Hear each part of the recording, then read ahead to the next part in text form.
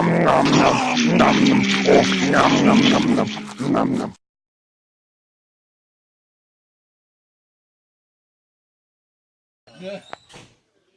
You get night move. Do it like paint it like a kiss booth, like a fucking Gene Simmons booth. All right. Hey, Ro. This is Peter, DJ Fist Legion of Cookies on Castle Blakk Radio. I'm here with Sean, Tim, Harry, and Harry. I got it. I was worried I was going to forget. I was like, oh crap, oh crap, oh crap. Yeah. So I don't know how much time you have, so I got a list of questions here. I know you guys interviewed with DJ Jamie Bell, if you remember him. Yeah, I remember the hotel. Absolutely. They were at hotels, probably better than this little... No, wasn't much better. That room was much better. Remember that hotel room? Wasn't much better than this. No. All right. How's the response been on the tour so far? Great fans. I mean, it's good stuff. And only been a few days. Everybody has fun and good crowds, and it's been really good. Any weirdness going on with the tour yet? Besides just fucking these two, there's been pretty much any weirdness. There's always some kind of weird, something strange happening going on at shows. No, the shows are nothing weird. Shows, no, it's just fucking in the van. Driving to the shows, see weird all in what we're doing. Yeah. Well, I mean, we flew in. You know, we landed at 6:30. Here in Tampa tonight, so we had to hustle over to the gig. So just stuff like that. You know, the normal logistics, but it's just fun. You know, we have fun on stage, and I call it a heavy metal celebration. You know, playing most of our album, and then some classics that everyone loves. Yeah. What about? I'm always curious about bands that go on the road, how you guys eat. You always have to stop off at like 7-Eleven to get a hot dog or something. Is it hard to, like, if you're trying to stay healthy and eat healthy while you're on I saw you eating donuts. Well, they're given to us by a friend, but I mean, usually we can get one good restaurant meal a day out of it. We can find time to do that, whether it's breakfast or lunch or maybe dinner or maybe something after the show. We'll get something solid. We've had a couple of places that have supplied food for us, and it's been decent. But it's hard. Yeah, because it's crap food most of the time. We get some stuff, but we're eating late at night, or it's like we didn't have time to eat. We did have a nice lunch today, but then you're traveling. It's not the food you would usually want to try to eat at home, like some healthy cooking. But you burn it off on stage. We do. I need to burn off more. But we try. We try. Any special plans coming up for the UK tour that you doing?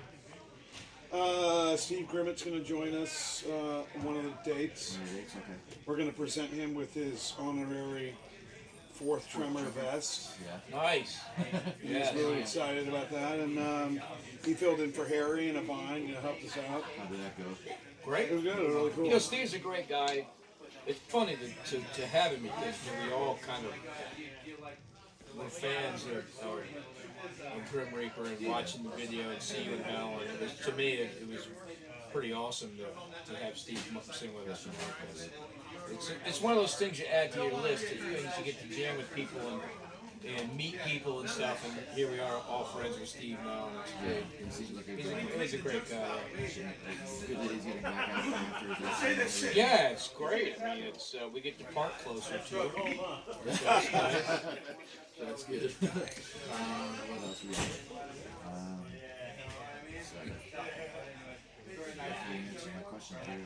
How's the album? I saw the solo version. Post of the. I saw a post somewhere the solo version of the first press sold out.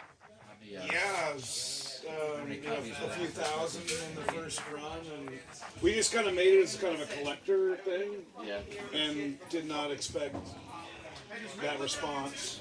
Yeah. And everyone's really digging it. We had the material, and thanks to Dave Garcia for putting it all together, a lot of work. And you saw the packaging. The packaging is amazing, and people dig it, and it's a fun thing. And I'm stoked that the fans wanted to buy the album again. Here, now you own 4 versions. It's and it's selling. People dig it, so it's cool. Yeah, it's cool. So who does the artwork on it? The artwork's really cool. Dusan Markovic did the art for that, and then Mark Sasso did the original stuff. And those are the two guys I kind of go back and forth with. They're pretty much the best in the business. So I saw you have the new video for Sonic Suicide. Yeah. How is it going with the videos? Are going to do more? Seems like you got a lot of it. You got 5 of them now for 6, right? 2 lyric videos and 4 music videos. how's the music video going? I heard it's very tedious. You got to do the different shots, like 10 different times. You're doing the song. You're not really singing. You're lip syncing, right? No. Sonic Suicide was a live one. Wrath of Asgard was a live one. Fly or Die, we did the stuff, but it wasn't. Rich Varville did those 3, and he's really good, and so it went quick. And he also actually did part of Bullets for the Damned too. So you work with professionals, you have to be there all day. I remember seeing a band once, and they did a live video, and they said, "Okay, we're gonna do the song. We gotta do it again. We gotta do it." They did like 5 times the whole show.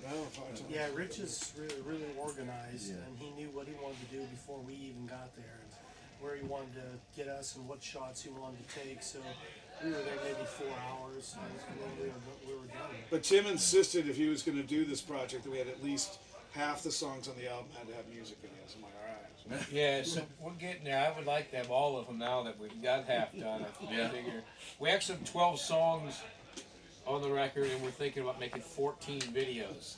14 bonus tracks. Yeah, video tracks. Yeah. Alternate video versions. I'm making a video to a few of Harry's versions. Yeah. So I figured we just twist it up a little bit, and Harry's doing a couple of mine. All right.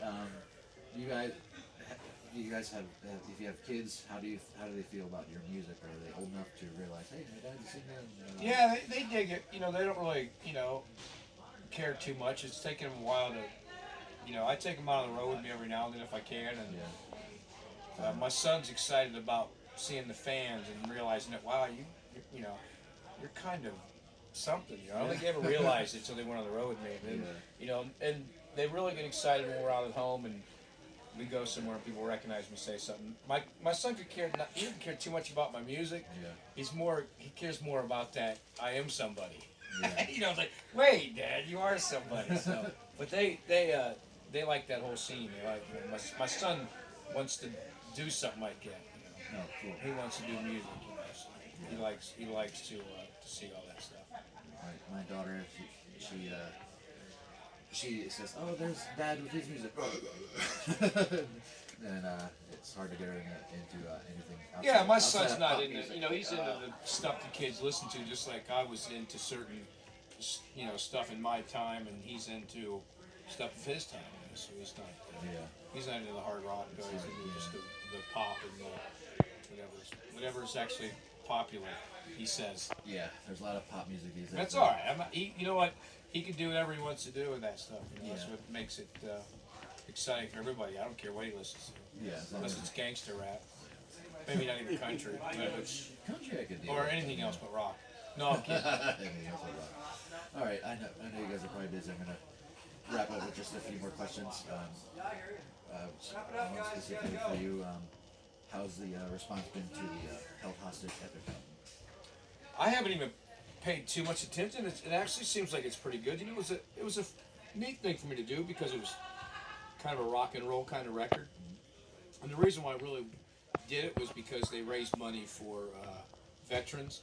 They do a lot of stuff to raise money for veterans. And when they said that to me, that's what brought me in. Totally different kind of music, lyrically different type of music. It's just this. It's almost like an '80s Faster Pussycat meets AC/DC, old AC/DC. It's kind of really strange, and the vocals are. But it was fun to do. But the main thing for me, nice guys, they enjoy it, and they raise money for the veterans. So I was like, I'll do it for that. All right, one for you, Sean. And any update on the next Death Dealer album? Death Dealer album's done. It's going to come out like September or October. Okay. It's called Conquered Lands. I haven't even revealed that yet. I probably shouldn't have said that, but I can edit that out. Too late. Yeah, whatever. Put it in. Put it in. You're breaking some new. He did it on purpose. And we're got a couple labels. We're trying to decide what label to put it on. Probably not gonna come out on our Steel Cartel label. Is that Do it with somebody else. Steel Cartel? Is that your own label? Yeah. Or? So we put it out. But it's really I'm excited about it. Yeah. One for you, Harry. Any new music from Satan's Host or Titan Force? Yeah, probably not anything from Titan Force because half the band are jazz musicians locally in their town, and they got that all sewn up, and that's what they like to do. So they don't like the fact of putting out music and not being able to support it with the tour. And since they've been doing that, then so Titan Force is pretty much done with their app, but Satan's Host is almost done, but we had to revisit the bass tracks because the bass player that was in the band had been a guitarist in another band a while for the last 2 years. He decided to just go for guitarist, so we got a new bass player. Now the new bass player's style is a lot like Geezer Butler and Bob Daisley and stuff, so they said, oh shit, we need to get him on the record now, so they spent last week and the week before to put that type of style of bass on the record. So it put us behind a little bit, but That'd be then, nice. Yeah, it's going to be cool. Yeah, it's a great bass player. With that kind of style of music, that death metal type of thrash, and stuff. But all my vocals have been done for months. But I'm really stoked because when I did my vocals, the drums were just leveled; they weren't mixed. And the guitar that was on there was a scratch guitar, so there wasn't even keeper guitars on there. There was just, kind of like twangy leads on there, but nothing really keeper that's soulful or tasty. The only thing that was kind of tasty was the vocal parts that I had put on, but then again, they were just leveled. They weren't mixed, so there was a lot of parts that was too loud, a lot of parts that were too soft. The harmonies weren't balanced and stuff, so I'm just dying to hear these songs. It's been like 6 months for me to finally hear them, and I'm going back to Thessaloniki for a month before we start this other leg, and so I want to be able to take something back with me, so hopefully they can have those bass tracks done, they can have something mixed that I can do before they take it to mastering, and at least if I can come away with a mixed version, then my wife and I can blast it, I can be happy. I saw that you're on Moribund Records. Are you still with them? No, we want to break free of that because they really have not shown any true support for us. And the last couple of albums, we thought were really great, and there was intentionally some songs that we shortened down and edited for radio that were not so evil, that were really cool, and none of that happened. So we're just like Sean, we want to kind of reach out to other venues and see where it's going to take us.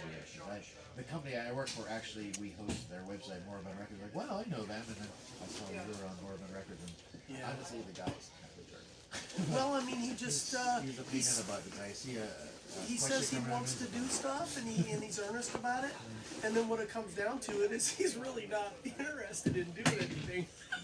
So it's like, that's not what you need in your record company. You want them to boost you up and do what they can for you. Because I mean, it's like an investment type thing. It's almost like a gamble.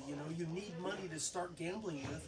You throw some out there. Sometimes you win, sometimes you lose. But if you win big, you just keep winning, and So that's what it is. We need somebody to kind of, put that little gamble for us, get us out on the road with some of these Norway bands that are starting to rise, and get us out to Norway or something. I'm living in Greece, for God's sake, and it's cheap for me to fly there, so it's only 4 guys. So. Well, hey, thanks for having us. Yes, thank you for coming to Tampa. I don't know how often you guys get here. Yeah, absolutely. I appreciate it. Thank you, Mike. Thanks for the support. Yes, Yeah, thank you, and guys. thanks for coming out to the shows so too, much. man. And so, Yeah. spread the word. All right, Let guys. me get a picture with you guys real quick. Yes. I'm sure you guys are tired of all the pictures.